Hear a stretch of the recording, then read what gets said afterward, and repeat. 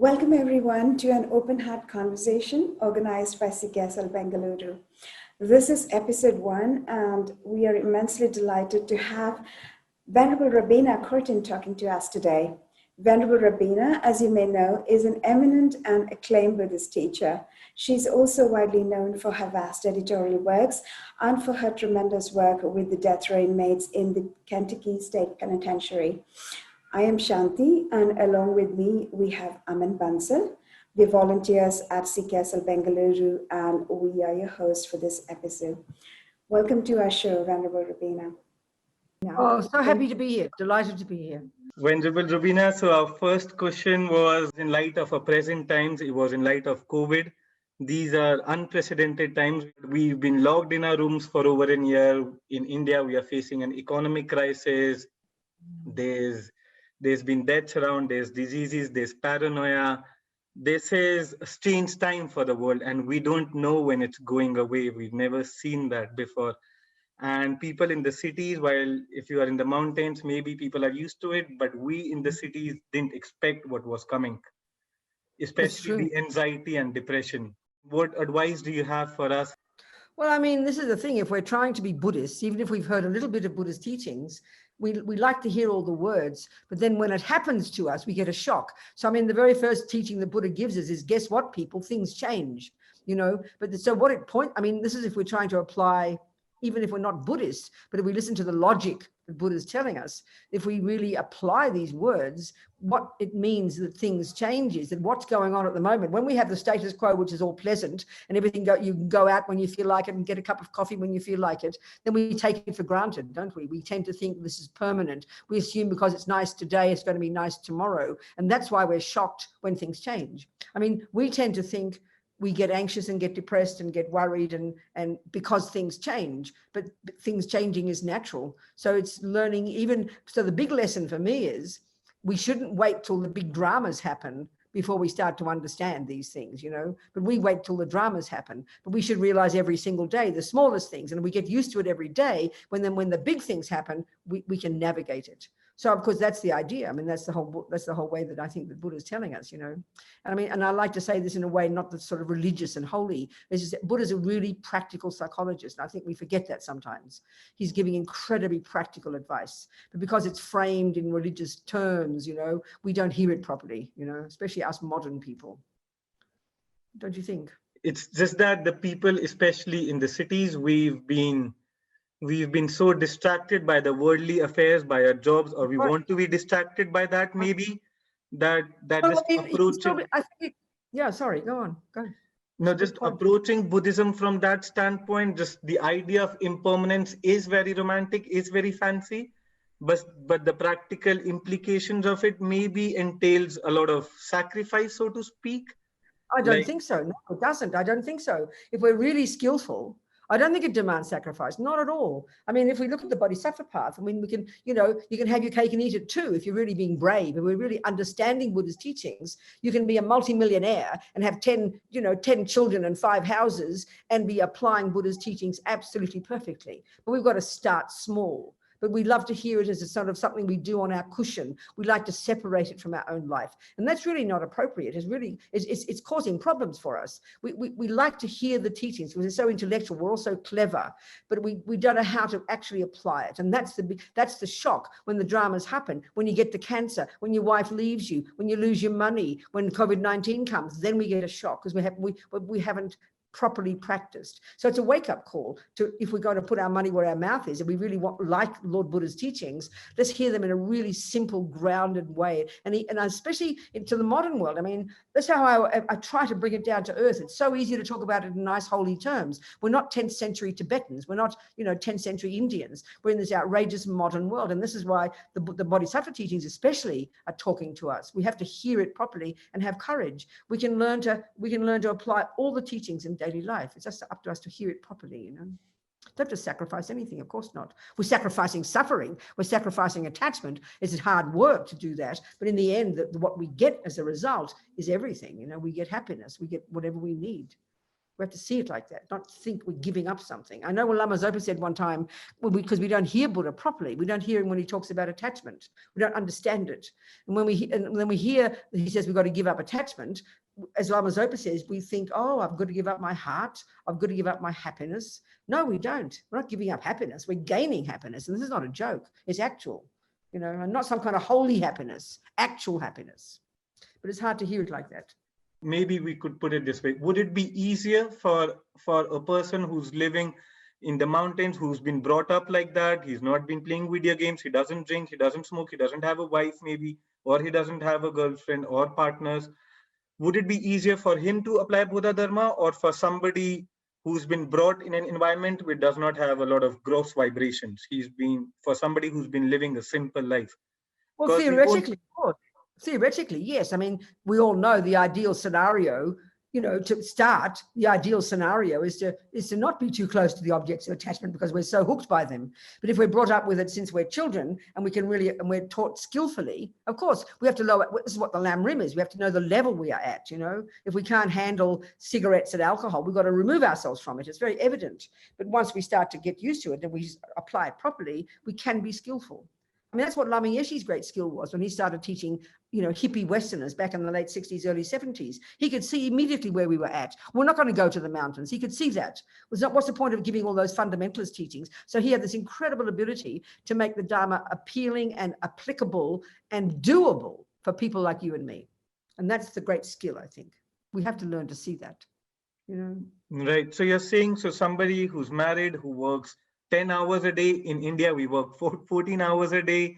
So I'm sure. So somebody like that, somebody has a wife, he has 2 kids, he has responsibilities, he has pressures of money. You think he has the equal opportunity to apply Dharma? Possible. Of course it is. We just have to be intelligent. We've got all the opportunities to do it. And an intelligent mind is the first step. And having an intelligent mind and then having an appreciation for the concept of ethics. Ethics is fundamental. Ethics is a starting point. Ethics is the foundation. So it seems forbidding, giving up things seems forbidding. But if we hear it properly and have a grounded morning practice and a grounded evening practice, and if we live in vows, and no one has, in the outside, you could be running a multi-million-dollar company and having 4, and having a husband and children, and you could be doing this properly. But you've got to be brave and courageous. It's all there for us. It's available to us. Of course it's possible. Of course it's possible. It's naive and kind of cliche to think that, only those who live a simple life can practice. It's just not true. It's just not true. We have to be courageous and see the benefit of it. It's interesting that we're coming to the topic of ethics because even His Holiness has written 2 books on ethics, which is like, maybe he should be writing on dependent arising emptiness, but he chose to write on ethics, which seems to be the trouble of our world, just being ethically disciplined. That's our problem. Exactly. This is exactly right. So, and go on. Yeah. I mean, that's the hard part. For example, waking up at 6 a.m. If it's good for me, waking up, exercising, running, meditating, that's good for you. Why don't you have the ethical discipline to do that? Not cheating on your partner, not smoking, not drinking is good for you. Why aren't we doing it? Why aren't we doing it, Venerable? Because we don't see the benefit. I think the lamas always say, and it's true in ordinary life, when you know the benefit of something, then you will do it. So, and that's what's difficult. Of course it's difficult. No one's saying this is not difficult, but I mean, working hard and, studying in the university and sacrificing everything else because you want to get, we are prepared to do that because we know the benefit. So we have to remember the benefit of it. And the benefit is our own happiness. And this is not joking. It's our benefit is our own stability, our own fulfillment, our own contentment, and our own ability to help others. We have to remember the benefits. And that's difficult. We have to use a lot. We have to use the logic we've got. Of course, it's difficult, but it's possible. It's possible. It's possible. We don't have to give up, ordinary life. It's possible. So initially, we are going by logic that doing these things help me and be brave and do them. But when we get the experience, I guess it becomes easier. Like everything. I mean, we say, isn't it, in the modern world, we say practice makes perfect, but Tibetans have a lovely way of putting it. They say nothing gets more difficult with practice. It's a very lovely, it's an encouraging way to put it. Nothing ever gets more difficult with practice. We have to know the benefits, that's all. We have to know the benefits of something. When you know the benefits, you'll do it, And of course, the benefits They mightn't see, like all things, you don't see the benefits immediately. You go to the gym, you mightn't see the benefits for 6 months, but you've got this encouragement to keep going because you visualize the end result. And that's where I think, you know, again, with us who've got some karmic connection with these teachings, especially the Vajrayana, then to include in our practices, the practices of visualizing yourself as Tara, visualizing yourself as Chenrezig, not just the, you know, the groundwork of the lowest and middle scope, which is really hard work, but if we add the Bodhisattva path and add the Tantric path to it, it's a really powerful practice. And then it lifts you up to do the work of visualizing yourself as Tara. You know, the Lamas say that they say in the teachings that those practices are bringing the end result into the present. It lifts you up and gives you courage, you know. So if we've got a karmic connection with these practices, and we have if we're Tibetan Buddhist, then it's really excellent. We should incorporate this into our daily life. So it lifts us. We've got the ethics, we've got the ground in ethics, controlling our body, controlling our speech, and then beginning to control our mind by doing some meditation and understanding Buddha's view of the mind, which is pretty specific, and then adding our other practices, doing our mantras, because they're super powerful. They kind of help us purify our minds in a really big way, but they lift us up personally because we've got those kind of lives in the city. You know, we've got to walk around, you know, dealing with lots of people and having enthusiasm and being respectful to each other. That's perfect for Tantra. Seeing yourself as Tara, seeing yourself as Chenrezig is an amazing practice. It's so powerful psychologically. We should really realize if it can't be integrated into daily life, we're completely schizophrenic, you know.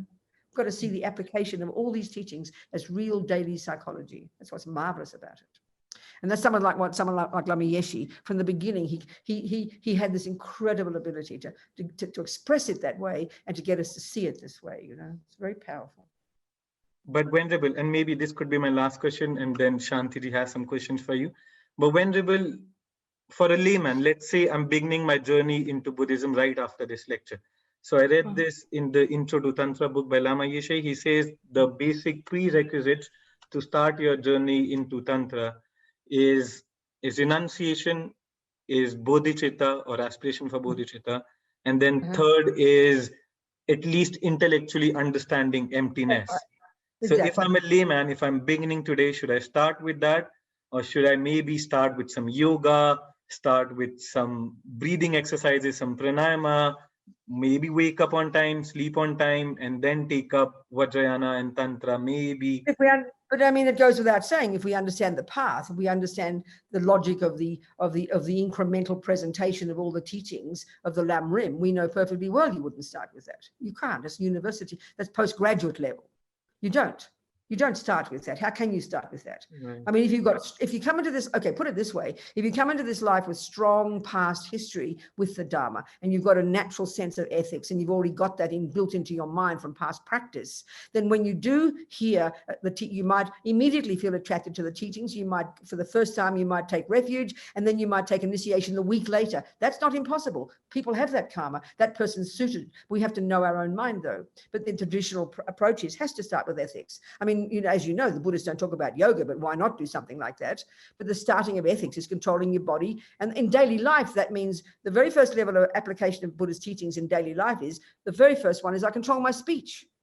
I mean, don't say those words I want to say. You know, as Lama Zopa said, we've got to first control the slaves of our mind. That's junior school. That's entry level. That's the first level of practice. Control your body, control your speech. And that means when you take refuge and live in vows and see the stupendous benefit of vows. I mean, vows are so amazing as a technique and a tool in developing our own mind. If we understood it, we'd be excited to take vows, not just to repress us.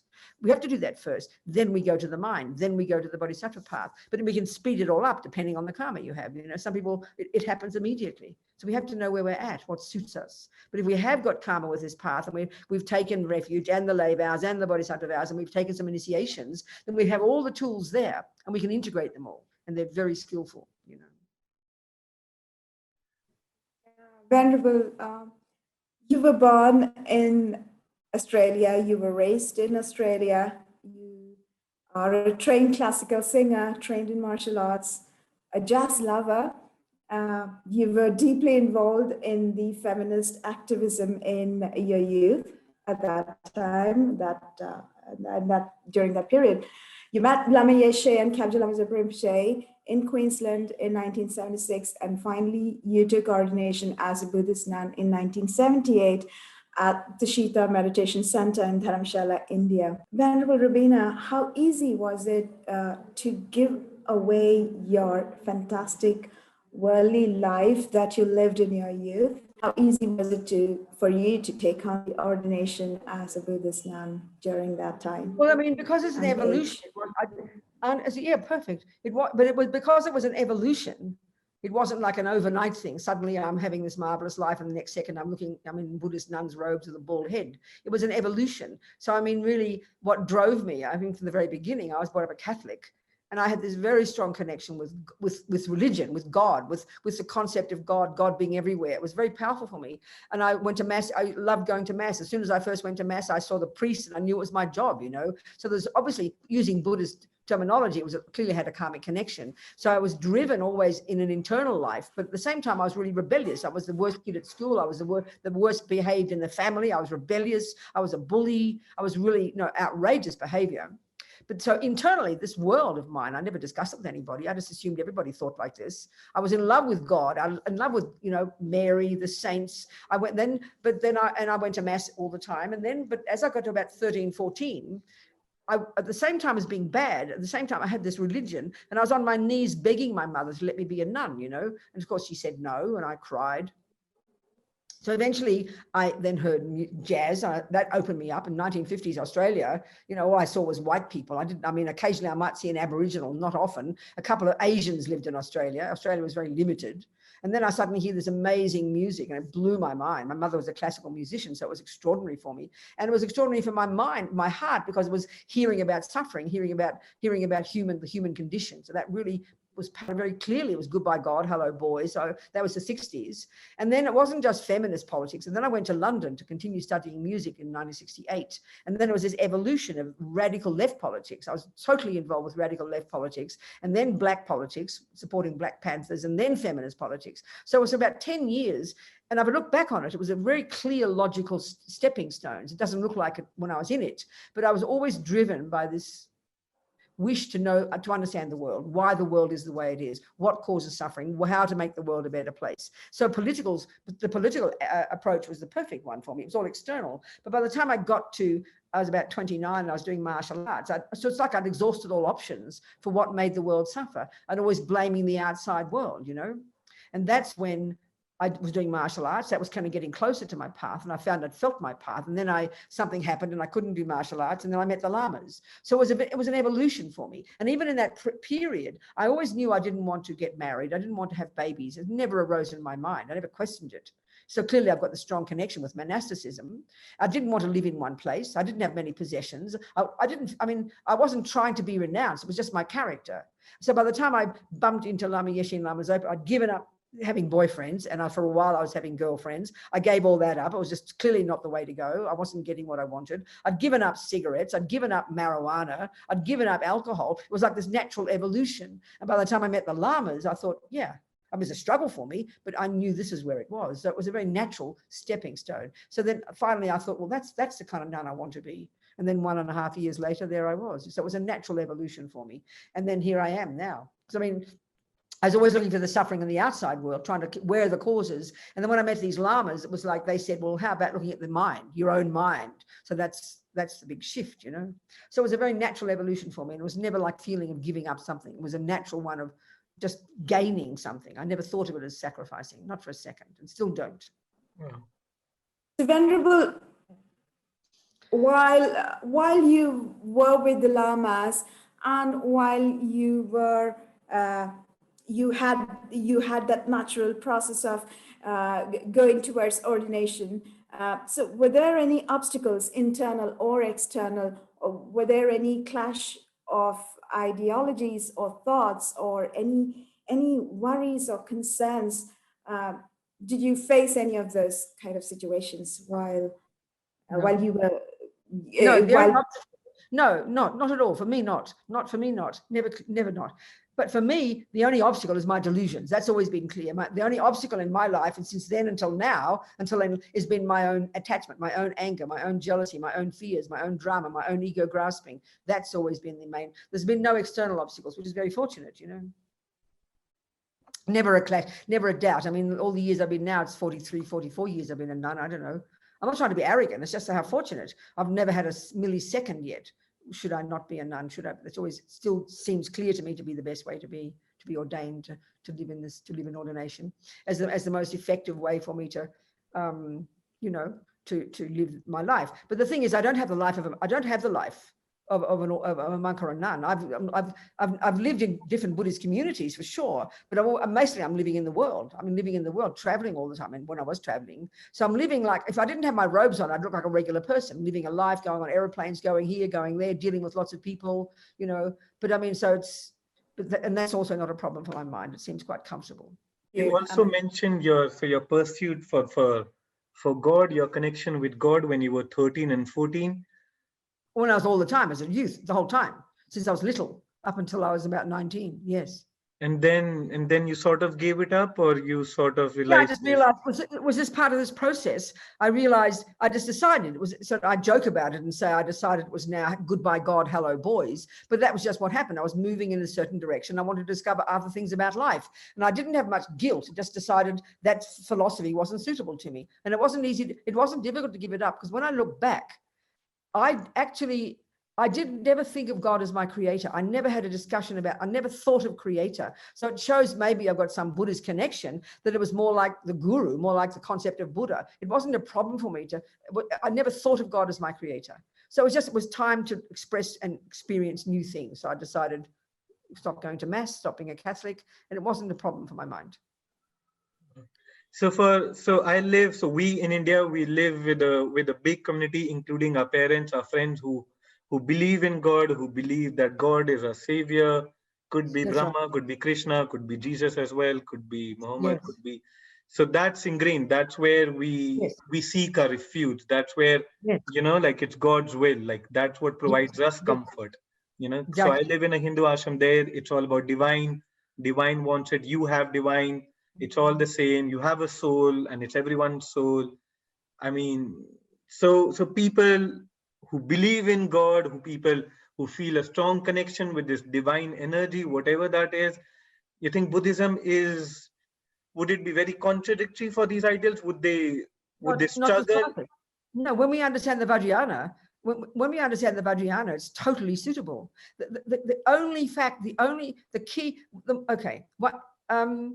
A few years ago in Melbourne, I was invited to give a talk at this conference at the Catholic University, right? And they knew I was being a Catholic. So I didn't know what to talk about. I remember the morning I got there to give my talk, I looked up the Merriam-Webster dictionary for the definition of God. Omniscience, infinite compassion, and infinite power. And I thought, well, that's interesting. They're the three qualities of a Buddha. So this is what I'm seeing. Over the centuries, it seems to me, we humans have seen, especially spiritual philosophers have seen, it seems to me we've seen similar things. I mean, all the different traditions talk about certain other realms of existence. The Muslims do, the Christians do. If people talk about the divine, all the qualities of God, omniscient, knowing everything, seeing everything, oneness, all this talk. That's the same, it's exactly what a Buddha is. So it seems to me it's the definition, it's the way that energy exists and how it exists. That's the difference, the different definitions, so the concept of this God energy being a creator, not having a cause, they're the things that Buddha argues with. He diverged from exactly that view. He doesn't given up the concept of omniscience. He's not given up the concept of all powerful and all compassionate and all pervasive. That's exactly the same, but it's how that energy exists. And that's the difference. Buddha's view of interdependence, Buddha's view of emptiness. So for me as a Catholic, coming into Tibetan Buddhism, it was, I mean, I went through the 10 years of politics in between, but I always had devotion. I always wanted to have, I love the concept of God is everywhere. That's exactly the same. The difference is that I can become one of those and I don't need a creator. They're the radical differences. And of course, that's the shocking part. I remember when I gave a talk in Mumbai a few years ago, you know, this room full of people who all adore Buddhism. I mean, I remember even in the 70s when we had a center in Delhi and all the Indians who'd come, naturally the locals, they love Lord Buddha. And then all these, and the same people, and this is 5 or 6 years ago in Mumbai, and they all said, well, we'd love to take refuge. So I started talking about refuge and how you commit to Lord Buddha. And they all stopped. No, but we still love whoever we love, you know. So I said, well, relax about it. You don't need to worry until you make a decision if, you know, it's Buddha's view of reality or the other one. But there's so much similarity. The devotion in Tantra, the devotion in Vajrayana is exactly the same. It's unbelievable devotion, incredible devotion. So that part is, for me, that was what for me in my life, I was missing. I wanted the philosophy and the devotion. And with the Vajrayana, with the Tibetan Buddhist one, including all the earlier practices, you've got all of that. It's no contradiction. It's up to, if you like the idea of a creator, that's the one that's difficult. That's the difficult one. But if you like the idea of the divine, that's perfect. Buddha's divine, you know, that's exactly the same. So it's hearing the teachings and being clear what our lineage is. They say we have to be clear about our lineage. You know what? So clearly for me, even though I brought up in a Catholic family, I can deduce very clearly from my own behavior that I have a Buddhist lineage, a Vajrayana lineage. It's very obvious, you know. Venerable, one of our goals as Buddhists, or one of our ambitions, so to speak, for life is to become a Buddha ourselves. That's right. Is to get enlightened, is to exactly. Probably there are so many books written is enlightenment in this lifetime. So it's about, so a goal like that, which is so fantastic, which is amazing, which is beautiful, but at the same time, it's very daunting as well. It's very intimidating as well. Enlightenment in one life, especially with the lifestyle. What are you talking about, enlightenment in one life? Don't worry about that. It's more to understand the teachings, understand the logic, the very meaning of the word Buddha, the etymology of the word Buddha tells us everything. It tells us the entire job. Bud implies the eradication from our mind of all delusions. Da implies the development to perfection of all goodness. So this is implying the methodology. That's why we have to study the teachings. We have to go to junior school first and control our body and speech and live in vows. And then we go to, and then we start to study the mind. This is why we have to learn all the teachings one step at a time. And then we realize the essence of the job is distinguishing between delusions and virtue. That's implied by the word Buddha. Once we're clear, then we'll know what practice is. Whether it's one life or 67 lives, it doesn't matter. Your goal is Buddhahood. And the reason, but we have to realize that the energy that drives that is compassion. Without the compassion, it'll never come. That's why we have to go in an evolutionary, first the junior school. I like to call the lower scope junior school. Control your body, control your speech. Then you get to high school, the middle scope. Then you control your mind and understand the mind. You've got to study Buddhist psychology because it's so different from the materialist view. And then you see the logic of it. And then you get to the bodhisattva path. And then you get to the six perfections. And then you start to realize emptiness. It's all laid out. And then you enter the Vajrayana. And when you can have all of this together in our path, but when we can see the logic of it. When you see the logic of it, and then you have the patience of the bodhisattvas to never give up. That's the key factor of bodhicitta. You never give up. So who cares if it's one life or a million? It doesn't matter. Okay. So you've got to see all the teachings you have to put together. Otherwise, it gets all lopsided. Venerable, most of us lay people, especially city dwellers, have much to deal with while we go about living our daily lives. There's work and family related stress and anxiety. And then we have the negative states of mind or the kleshas to deal with, like anger, jealousy, desire, pride, ego, blame, depression, so on and so forth. You always emphasize on applying the two wings of a bird philosophy as antidotes to negative states of mind, which helps us to check on our inner self. In your words, developing the capability to do a clear, profound, disciplined job of unpacking and unraveling our inner contents. So, Venerable, can you elaborate on how best we lay folks can apply these techniques? Well, the two wings of the bird is a nice analogy. As His Holiness says, compassion is the point, but it's not enough. We need wisdom. So the wisdom wing and the compassion wing, and it's very nice. But what it means is it's another way of presenting the entire Lam Rim, what I've just said before.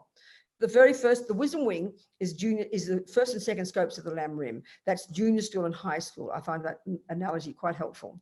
So what that means is, because we're driven by delusions, that's the assumption in all of Buddha's teachings, that's the assumption. Because we're driven by delusions, we have to control the servants of our delusions first. That's why the first level is control your body, control your speech, learn about the law of karma, this natural law, that it's not punishment, it's not reward. We create our own reality, as His Holiness calls it. It's like self-creation. When we really learn that, and don't just say the word karma, we have to understand what it means. It's so powerful.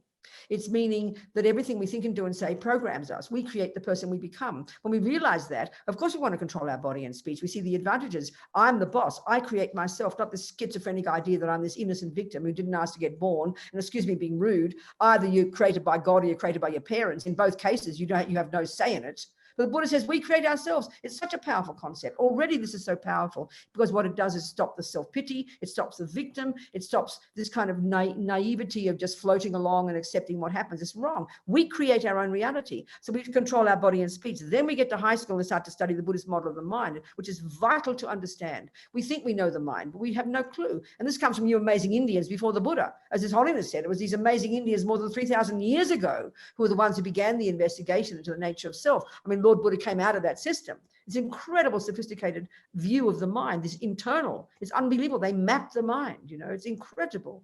So then we have to study the mind, Buddha's very specific view. And then we realize we can not only change our body and speech, but we can change our mind. This is the wisdom wing.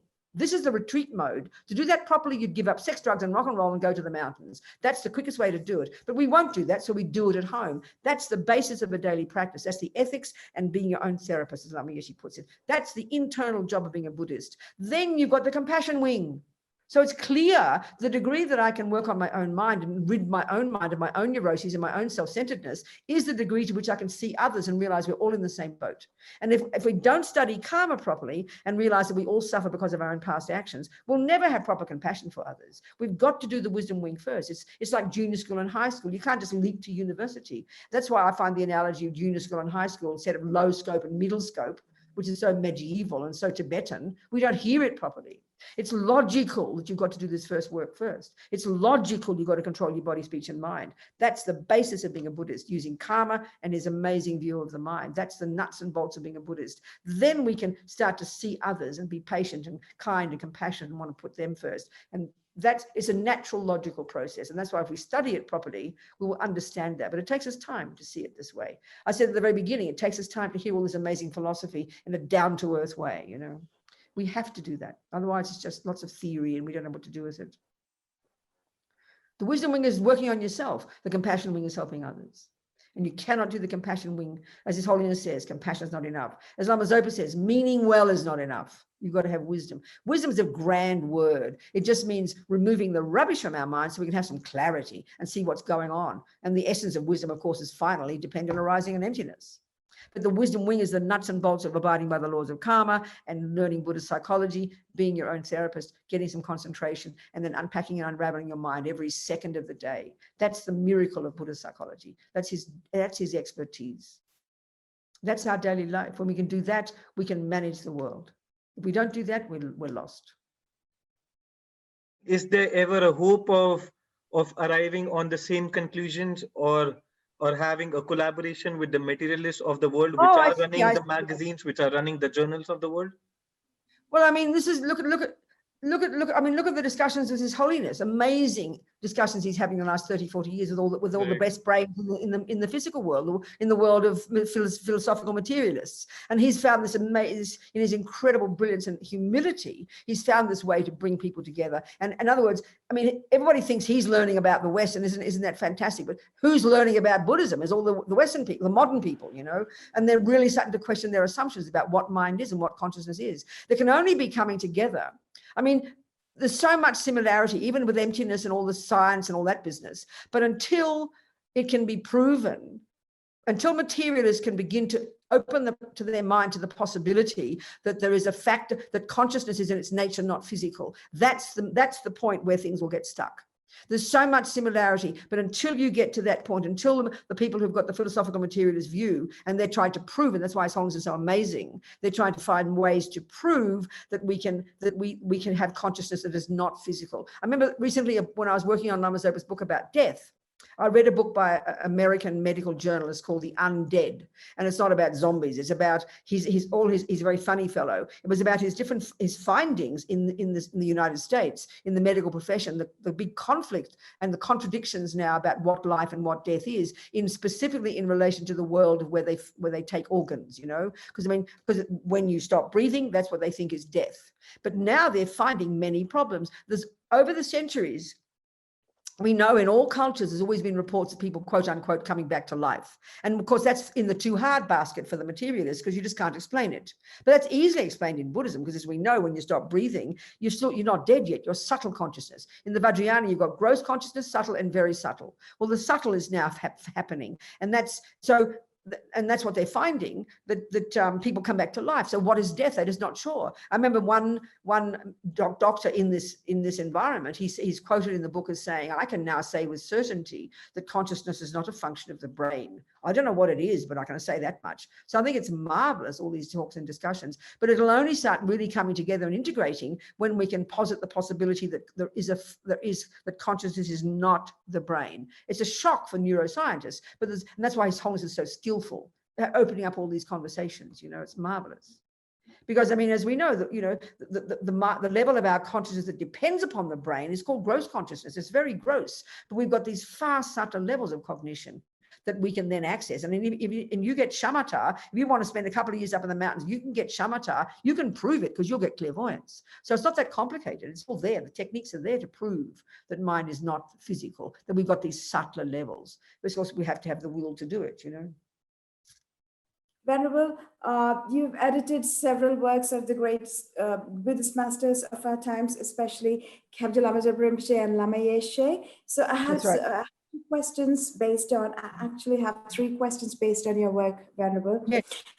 First one, during our practice of preparing ourselves and our loved ones to embrace and accept death, isn't there a danger of falling into depression or anxiety, given that most of us live in denial of this natural event ever occurring to us? Of course, if we live in denial, I mean, if we live in denial of impermanence in general and death in particular, then of course the only solution, the only consequence of that is depression, fear, anxiety. And that's why most people have fear of death. It's just how it is. That's the reason. Of course it is. But learning about death is the opposite. I mean, you're implying that when you learn about death, you get depressed. We get depressed now without knowing about death because we can't confront it. So by confronting it and understanding it, even if you're a materialist, if you start to confront the reality that you're impermanent, then you will stop your depression because you're seeing reality. The key thing is that Buddha's saying, this is a crucial point that Buddha's making, the extent to which we suffer,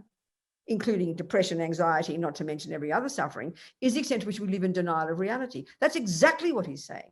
I mean, Buddhism is a path that explains that is a path of getting rid of ignorance and getting wisdom. It's a path of ethics, and it's a path of getting happiness and stopping suffering. They all come to the same thing. But the methodology is getting rid of ignorance and therefore getting wisdom. And what ignorance causes us to do is not be in touch with reality. This is the function of attachment, anger, all the delusions cause us to live in la-la land. We see fantasies. That's why we suffer. So removing the lies from our mind is literally the end of suffering. That's literally what Buddha is saying.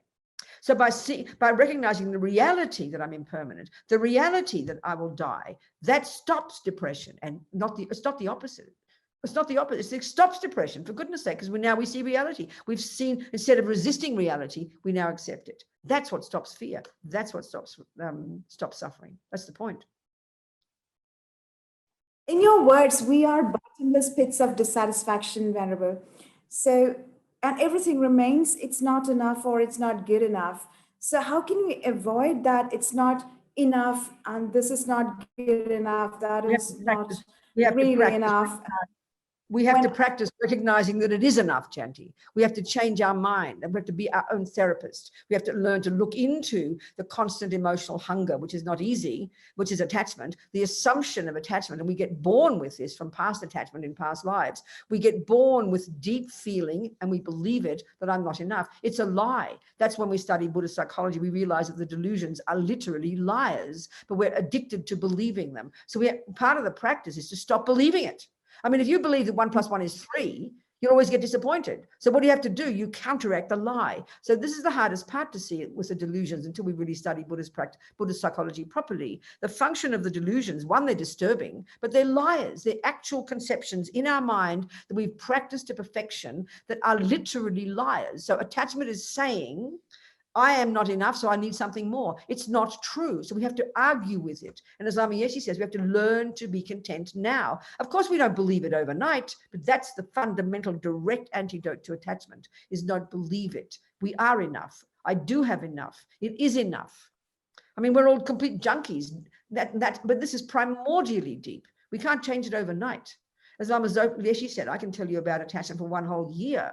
We'll never begin to comprehend it until we start looking inside.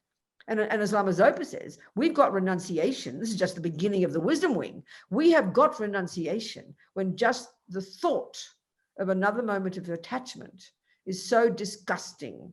It's like being in a septic tank. So in other words, these teachings are really high. We've got to really have patience and humility and know that it's going to take, it's almost until we realize emptiness that we've finally given up attachment. It's primordially deep. It's 1 billion times deeper and more primordial than we could even comprehend by the word. So when we know that, we'll be humble and patient and go one step at a time. So there are many lay people around the world who are touched, moved, and inspired by His Holiness Captain Lama Zopa Rinpoche, Lama Yeshe, other high gurus, lamas, geshe-mas, geshes, and stellar teachers like yourself, Venerable Robina Courtin. So many of us lay folks also get starry-eyed and utterly fascinated by the Lamaism instead of Lord Buddha's teachings. What is your advice for those of us who go that way? Is that the right approach, right, to get fascinated? No, that sounds like Bollywood and Hollywood. No, it's not. It's wrong. It's fantasy. It's putting people on pedestals. It's idealizing somebody. It's attachment. That's attachment, Shanti. And then when you see, that holy Lama pick his nose, you suddenly get shattered. Oh, because that's the fantasizing people is the worst thing possible. But to have reverence and to have devotion, that's different, based on valid qualities. That's devotion, and that's valid. We conflate devotion with attachment, and it is really revolting, and it gets us into serious trouble. It is marvelous to revere people. We need to have gurus. You listen to His Holiness. He talks about his gurus with the same reverence, but we've got to understand it in a clear, logical way, what a Buddha is, why a guru is the Buddha, and have natural reverence and incredible devotion. That opens our heart. When our heart is devoted, our heart is open. But if we mix it with attachment, we are in serious trouble. And that's why again, back to the same thing. We have to learn to know the mind. We have to learn to know Lord Buddha's view of the mind. We have to learn to distinguish between delusions and virtues. They're like poison and medicine. But we don't even have that view in materialist psychology. We give them equal status as normal parts of a normal person. So we have to know the difference between attachment and love, for example, or attachment and devotion. They're hugely different. And if we don't, we're in trouble, Shanti. Thank you, Venerable. Venerable, we have 4 more questions, which are audience's questions. So the first question we have is from Smita Lahiri. She asks, if all phenomena are dependently arising and every effect has a definite cause, is there free will at all? Well, the very fact that we ask the question, do we have free will, it itself implies the problem. So first of all, I find it very fascinating that we all, it's like a scientific fact these days in the world. We take this thing called free will as a given, but let's look at its source. Its source is Jesus Christ. I mean, I don't know what the Hindus say. I don't know what the Muslims say, but I know I learned as a Christian that God made me and then gave me what they refer to as free will. So that already is an absurd concept if we're Buddhists. How can we can't just say it's a thing that exists, because if we analyze it, it's coming from Jesus. And that's perfectly fine if you have faith in a creator. That makes sense. So then that's one point. The next point is, let's look at the concept of free will. What's it mean? Free will. To say the ability to make a decision, Buddha agrees. Of course he does. But we have this weird idea, and we don't even analyze free will, but it has no meaning, free. What does free mean? So in other words, what it's implying is that it is not a dependent arising. It's implying that everybody is born and everybody has the choice. to make a decision at any given moment. Well, I think it's completely flies in the face of our own experience. It's just not true. Check the last time you decided not to be depressed. Check the last time you decided not to be angry. We know it's like we have no choice, but there's not no choice. So that's the next point to understand. So if we understand, then the next question, people always ask the question like this one. As soon as we hear dependent arising and karma, we seem to assume that it counteracts, it argues with, it goes against the ability to choose. That's schizophrenic. And the reality is, for the Buddha, because things are dependent arising, we have the ability to choose. That's the point. But it's a contingent thing. We can all say, oh, we've all got the ability to choose to make money. Of course, we've got the ability to choose to make money. But if you don't have the right intelligence, if you don't have, okay, forget karma, but if you don't have the intelligence that it demands, if you don't know numbers very well, if you don't have enough space and time to study it, then they're the conditions you need that will activate your ability to choose to make money. Then you won't be able to make money. So it's just foolish to say we can all choose to do this. We can all choose not to be angry, choose not to be depressed. It's absolutely clearly not true. But it doesn't mean, and this is the point, it doesn't mean it's set in stone. It doesn't mean there's absolutely no choice, because we have the two extremes, either nihilism or eternalism, and that's the mistake. So within the fact that everything is dependent arising, that's what tells me that if I have all the conditions together, then absolutely I can choose to do it and I will be successful. So, and the other one is this, cause and effect, for example. So, okay, there's an assumption in our life that everything's just good luck and bad luck. And then suddenly we hear it's not good luck and it's not bad luck. It's all due to past causes. So then we think there's no choice. We've got to sit back. But that's foolish. If you're a botanist, and you've got an amazing, you've got this acre of ground, and I've never heard of the concept of botany, and you know it well, and you explain to me, I've just sown seeds here and here and here, you know very well, you can give me an absolutely perfect vision of your garden in 10 years. You'll say there'll be oak tree here, there'll be roses, you can give me the whole vision. And I will say to you, wow, you're clairvoyant. And you'll say, no, I just know the laws of botany. Well, the laws of karma are the same. Every single thing that is in that garden, by definition, is the result of the law of botany. Nothing in that garden will grow unless you sowed the seed. It's really precise. Well, karma is exactly the same. I am exactly the result of every tiny thing I have done and said and thought. That means that, and then so if you think that garden is set in stone, you're being idiotic, because you know perfectly well you can pull out those seeds anytime you like. So dependent arising and karma prove that you can choose, not the opposite. So we have to think about it. We have a second question from Ashwini Parmar. He says, I've been a meditation practitioner for almost a year now, and yet every time I practice shamatha, my mind won't let me focus on my breath. After every 5 to 6 mindful breaths, a random thought pops up in my head. Once I bring my attention back to my breath, another thought pops up within 5 to 6 seconds. This has been happening for over a year. As opposed to this, my mind is pretty well disciplined during analytical meditation sessions. What am I doing wrong during shamatha, Venerable? You're doing absolutely nothing wrong. The only thing you're doing wrong is having a fantasy expectation that you should be better than you are. That's the mistake. Very simple answer. Amen. I mean, it's foolish to think you're making a mistake. It's completely absurd. It's a naive expectation to think after 1 year, if you're a fairly ordinary person, that you should have concentration. It's bizarre. I mean, I did an interview with Venerable Rene, one of our marvelous monks. He's a Swiss monk and he's a meditator, holy being. Last 30, 40 years, he's been a meditator. And I interviewed him back in 95 in Mandalore about one of his 2.5-year retreats, doing single-pointed concentration. And it's described in the text, as you know, in terms of 9 stages of cultivation. There he was. And he told me, first of all, he said, there's no way in the world I could have even got to be ready to go to that retreat. And Ling, this lovely center of Lamiyeshis in Spain, up in the Sierra Nevada.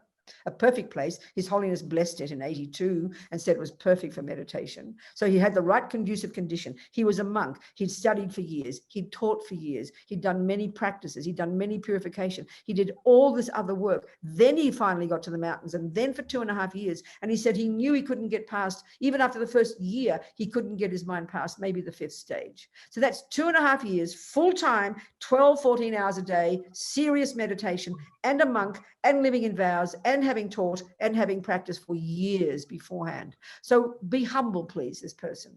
Be humble. You're in a daily life.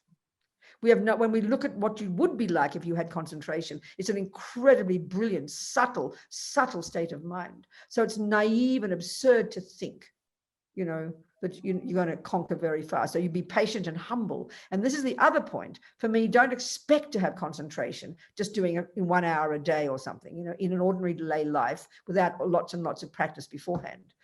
The thing is, the real benefit. So that's one point. The other point is it's you're mistaking the benefit of concentration meditation. Stop expecting your thoughts to go away. On the other hand, even in the texts, they say that this is the classic Tibetan Indian texts, one of the signs of success at the first level of the 9 stages. And that's already, most of us won't even have achieved the first one. But in general, we can see this, that one of the signs of success is you think your thoughts are getting worse. So the fact is, we've never paid attention to our mind all our lives. So here this miracle is happening, and we're now starting to turn inside and beginning to notice, and just the grossest thoughts. I mean, these thoughts go to such subtle levels, we won't even imagine it, you know. So the thing is, we should be happy that he's seeing your thoughts. So this is the other thing, the false expectation of concentration meditation. This is the world's view of mindfulness. First of all, we think all the thoughts are supposed to go away. This is beyond insane. Eventually, of course, when you've accomplished it, you will go beyond conceptuality. So that this next misconception is, and you're not suggesting this, but this is something people all say, that it's a relaxation technique. Well, yoga has amazing relaxation techniques. We need relaxing, but concentration is not a relaxation technique. It's a bizarre thing to conflate them. 3, it's not an alternative to a pill, which implies we only do it when we're having a problem. So we've got so many misconceptions, but the real point is this, it seems to me, for us ordinary people in daily life who do our little practice every morning and whatever we do. The real benefit is we're training the mind to not follow the thoughts. So let the thoughts come. It doesn't matter. That's not a sign of failure.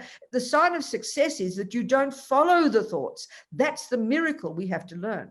So let the thoughts be there. Let the thoughts be there. In other words, if you're driving on the freeway or wherever you're driving on the roads in India, and you know it's chaos everywhere, but you know you've got to have absolute concentration on exactly what you are doing every single second. You're not sitting there thinking, I wish all the cars would go away. I can't drive until all the cars go away. That's foolish. You're going to concentrate because of all the cars there, otherwise you'll crash. So you keep your mind focused no matter how many thoughts pop up. But the other thing is this, because even when you're driving, you out of the corner of your eye, you see all the crazy trucks and the donkeys and the cars and the bulls doing all what they're doing, but you don't get distracted. That's the skill that you have to learn, and be happy with that. And then in other words, the training is to keep your mind on the focus, the focal point. That's the training. Eventually thoughts will subdue as you get more advanced. But the training is you keep your mind on the object of concentration. Let the thoughts come. Don't worry about them. That's the point. Don't think they shouldn't be there. That's complete misconception. But I'm getting to the point now. The real benefit of us in daily life is because you're training your mind to stay on the focal point, not just absorb into the thoughts, which is how we spend our life, then suddenly you're going to see the thoughts more vividly. And that is good. If the job of being a Buddhist is to distinguish between delusions and virtues, you have to see the thoughts. You don't want to just make them all float away. It's insane. You've got to see the thoughts and counteract them. So then in your daily life, you bring to bear the benefit from this meditation session in the morning. So there you are in the kitchen talking to your wife or your children. There you are. And suddenly you're seeing not just what the kids are doing and absorbed in what your husband's doing and getting annoyed because he's slurping his tea, and you're absorbed in that normally. Now, because you've done your meditation and you've trained your mind to stay on the focal object, now you'll also be noticing your mind, and you'll talk to yourself, Robina, give it a break. Let him slurp his tea. It's completely fine. That's just your own anger. So you bring to bear in your daily life the skill you develop in training your mind to stay on one object. You use that in your daily life. So when you're driving the car, normally before you started to meditate, you'd be absorbed in the misery. You'd be feeling anxious. You wouldn't know what it was. You're getting tenser. You get mad at the traffic, and then suddenly you shout at somebody. You lost the plot because you're not conscious. So doing the concentration in the morning is helping us become conscious, helping us not just notice the traffic, not just notice the husband slurping his tea, but you're also noticing your mind. And that's the job of being a Buddhist. So be glad you're seeing your mind. It's a very different approach, I tell you. Thank you, Venerable. We have one from Philippe Zapala. He says, Yes. any advice on how to get the practice to go from the head to the heart? In other words, how do we make the shift from doing it intellectually to it being heartfelt? Patience and time and lots of purification. Patience. So the purification practices, we don't often understand that. We think of these preliminary practices. We think purification, what does it mean, you know? But there's a really clear way to understand it. So we know perfectly well, it's just like as if you're trying to play tennis. And Roger Federer, or whoever your tennis player fan is, your tennis player is, he tells you, do it this way. He will tell you exactly the way to do it. That's what the lamas do. They tell us exactly the way to do it. Now we try to do it and it's a joke. So you're not going to burst into tears and go home and say, I tried to do a backhand mummy, but it didn't work. You've got to be practicing for years. We know that just on one stroke. We know that. And sort of when it comes to things like tennis and math and all the brilliant external skills, we know it takes years and we have enormous perseverance. But for whatever bizarre reason, we don't realize it's exactly the same with our mind. And the mind is even more stubborn and more hard to train. So we get so impatient, and that's attachment. We get all excited. Oh, I'm going to become a meditator. I'm going to, blah. It takes a long time. So there's two things involved now. One is you've got to do exactly what Federer said. You do the stroke like that. But listen to this. Let's say you go to him and say, please show me how to play tennis. And he'll see that you're overweight and you've got no muscle tone. He'll say, yes, good, I'm happy to teach you to play tennis, but I want you to go off and go on a diet for a year. I want you to go jogging 5 miles a day. I want you to go to the gym and do push-ups and this stretch and that stretch. And you'll say, no, you didn't hear me, Roger. I want you to show me how to play tennis. And he will repeat his answer. So that's what preliminary practices are. You can't go to the tennis court when you're overweight with no muscle tone. You've got to train your body first. It doesn't look like you're getting ready for tennis by doing jogging, but you're training your body. Well, that is exactly the function of the preliminary practices, of all the prostrations and all the water bowls and all the nundros, that they literally purify the mind. They put atomic bombs under delusions and under all the weak mental muscles. So they strengthen your mental mind. That's why Venerable Rene said there's no way in the world he could have just gone up to the mountains and started retreat immediately. Without having been a monk, without living in vows, without doing lots of prostrations and purification, without even having studied the Dharma and taught the Dharma, they were his push-ups and his diet. Then we get to do the actual job of doing the backhand and the actual job of meditating. Now your mind is ready. That's the function. So you've got to do two things: practice every day the actual thing and do your purification practices. And that includes living in vows. So even just living in vows is a stupendously powerful thing. I mean, we just hear, oh, you've got to live in a vow. Vows are, Lord Buddha loves his vows, and vows have such power. I mean, Lama Zopa said, you could have two people, one doing bucket loads of practice all day, and another person merely keeping their vows. And the second person creates infinite more merit every second and infinite more purification than the first one, simply because of the power of the vows. And this is crucial to understand. When we have to, the bottom line is, we have to purify the delusions and grow virtue. That's the job of being a Buddhist, all the way to Buddhahood. So we've got to get rid of the delusions. We've got to put atomic bombs under the delusions. So the thing is, that means we've got to, even just to get another decent human rebirth, we need to have lots of non-killing karmic seeds in our bank vault at the time of death. We need that. And so, as Lama Zopa says, just being good is not enough. So listen, we're sitting here right now, right? And we are probably not killing anything, but we're not having an intention not to kill. An intention is the meaning of the word karma, mental action. Karma is the thought. The first thing is the thought, intention. So until you have the thought, I will not kill, and then carry it out by actually not doing it, that's only then that you sow a seed of not killing in your mind. So if you, but if you have vows, Lama Zopa says, and this is Lord Buddha's teaching, and even in the teachings, they say that vows are like a subtle physical energy, a subtle physical form visible to clairvoyance. They're so potent. So having a vow means 24 hours a day that you've got a vow not to kill in your mind, even without thinking about it. You are ticking over karmic seeds of non-killing in your bank vault, and you're putting atomic bombs under the habit to not kill. So we can't get ahead without living in vows. And that's one of the most powerful purification practices, just living in vows. I mean, we have to know these things. Otherwise, it's just, Again, we just hear it as religion. We don't hear the purpose. So we've got to have lots of purification. We've got to have living in vows. And that's why you've got to do the four opponent powers every night. As Lama Zopa says, we're insane not to do it every day. That just put atomic bombs under the delusions. These are the preliminary practices. Then your mind is more easily able to then get concentration, understand virtue, purify, and do the rest. Then you all fit, then you can do the backhand better. This is the purpose of all those teachings. So without doing purification, without living in vows, you can watch him breath for 40 million years. You will never get far. Wow. That's why the other practices of devotion and guru devotion and the water bowls and the prostrations, these are all that prime our mind, that make it easy to get realizations. We have to see the logic of it, not just hear it as religion, Thank you so much. Thank you. We have one last question, and this is from Nivita Arora.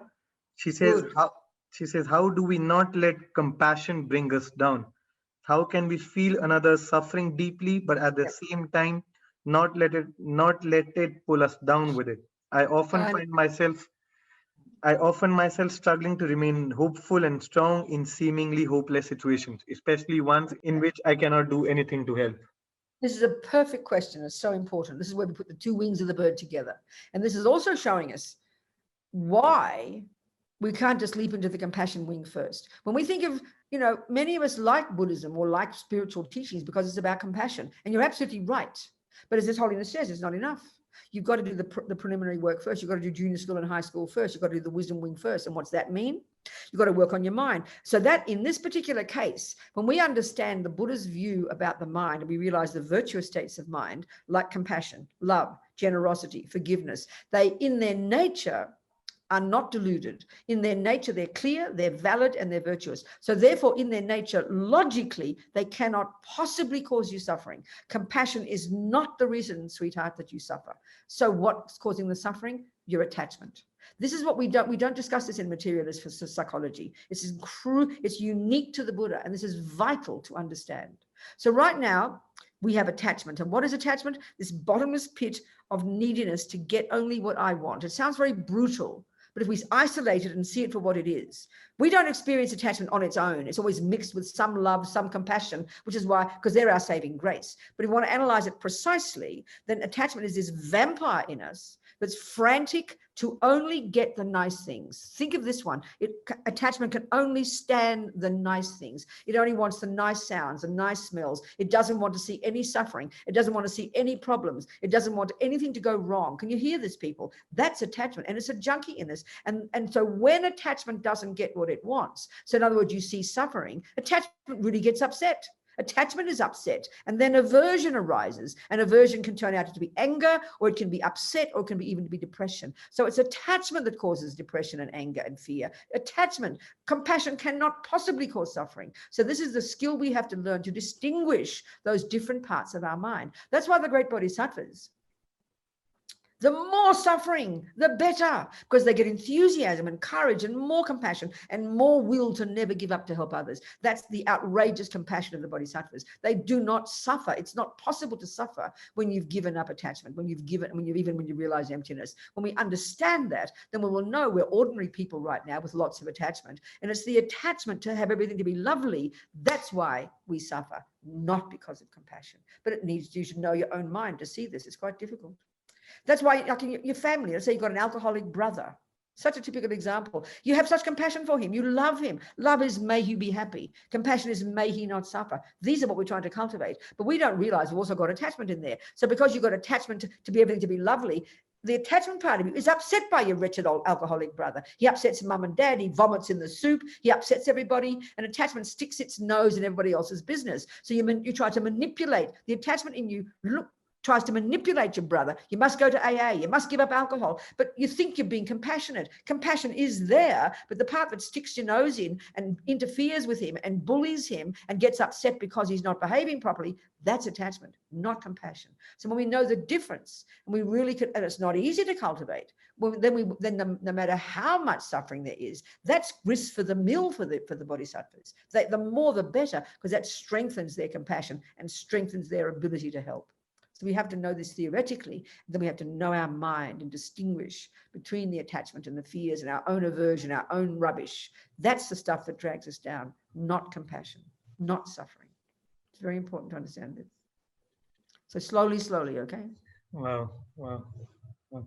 Thank you so much, Venerable. I can't believe this has been over an hour and this has to end now because of limitations on time. And for everyone in CKSL, could we have a small dedication prayer in your beautiful voice, if we could?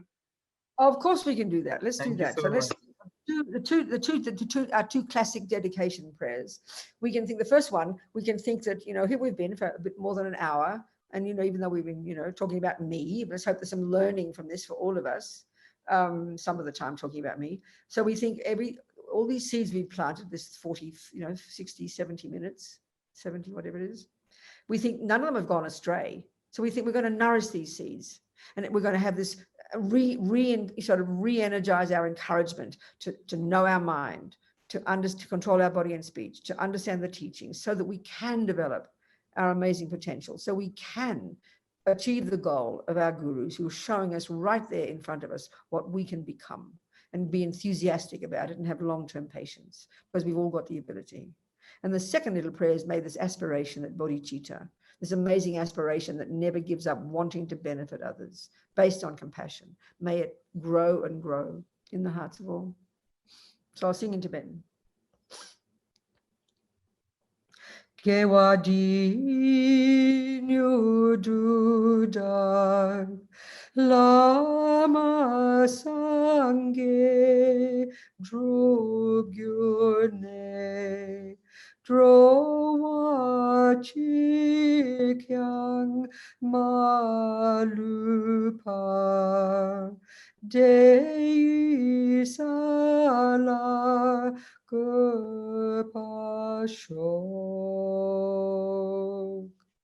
Jangchob Semchog Rinpoche Maki Panam Ke Gyuchig Ke Panyampa Me Payang Gongne Gongdu Pelvashok.